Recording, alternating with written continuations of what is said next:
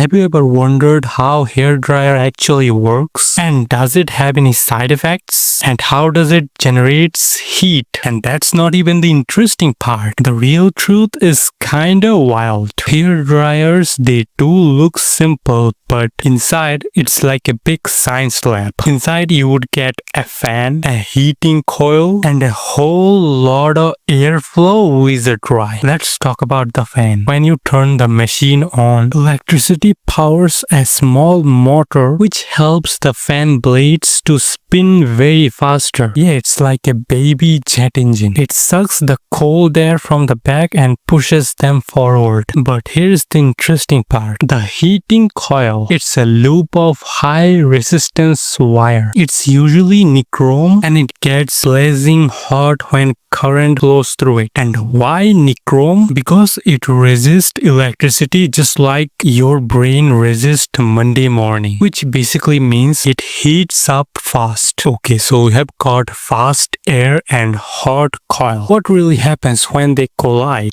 Hot air party. The fan blows air over the coil and boom, hot air shoots out of the nozzle like it's getting late for work. And in cold hair dryers, the hot coil doesn't exist. But wait, why your hair dryer doesn't get affected by the heat, or why doesn't it melt down? It's because for thermal fuse, if things get too hot, it shuts everything down. Congrats, you're safe. No overheating means no fire and no flaming hair disasters. So now you knew how hairdryer actually works, but to know why we people clap, you should watch this video.